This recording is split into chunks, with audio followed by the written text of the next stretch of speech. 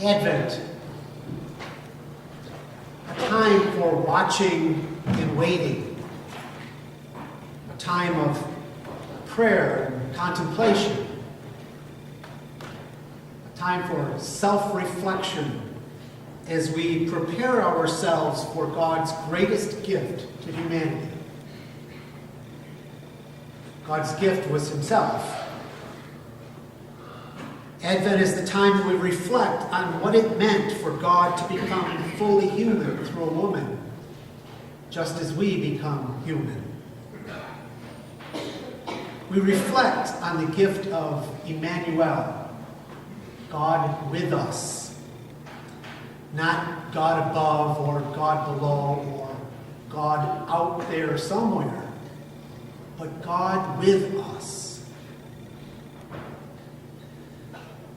With us always, with us everywhere, and for all time.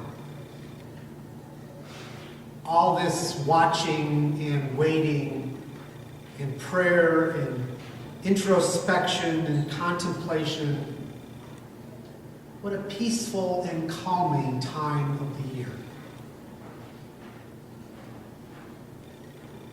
Peaceful, like Black Friday, 4 a.m., get up, get to the store, try to find out that the line is already around the block, and what you really wanted when you got there has already been sold out.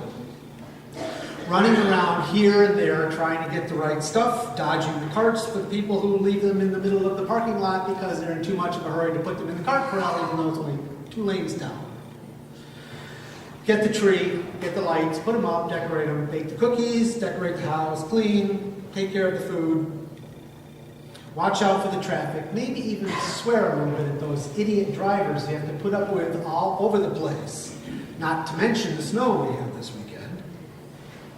And as we're hurrying to put up the creche at the house at home, do we even take 1 minute to imagine the shepherds out in the field contemplating that strange star that just appeared in the sky? Or the weary travelers who are about to give birth, finding warmth and shelter in a barn? Do we take time to think or contemplate about what it meant for all humanity so long ago, and for what it means for us today? Did you ever notice that quite often, your morning defines your entire day? I mean, that if something goes wrong, first thing in the morning, maybe even the tiniest thing, your whole day is almost like trash. Or conversely, when something unexpectedly pleasing happens to you in the morning, your whole day seems bright. And you can walk around with a smile on your face, and people go, wow, you're in a great mood today. My wife Nancy has about a 3-mile of east-facing road on her way to work in the morning. She tells me that when she sees a particularly spectacular sunrise in the morning, she gets an emotional lift that can last all day. How about you? I had an interesting thing happen to me this morning at the 8 o'clock Mass. A little nugget. As our reader was reading the scripture this morning, let's see if I can find it. From the prophet Isaiah. She read, "Here is your God, he comes with vindication, with divine recompense, he comes to save you." Now that's the way I would read it. But what I heard was, he comes with divine recompense to save you. With the emphasis on a slightly different word, it takes the saving out of the collective and makes it individual. God comes to save you and you. So how would you, does that like give you a little lift this morning?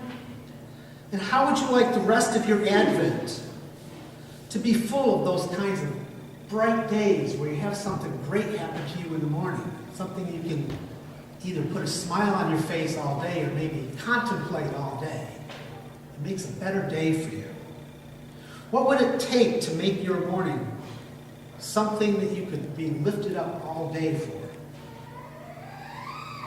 Maybe if we were to reclaim a little bit about what Advent is supposed to be, instead of what it's become, we could start each day with that unexpected blessing, with that something that's pleasing.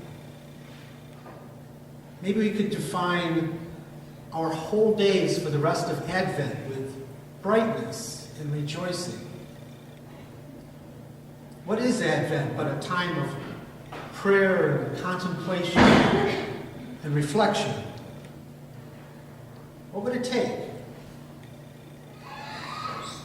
Why not seek out something in your morning instead of just letting it happen?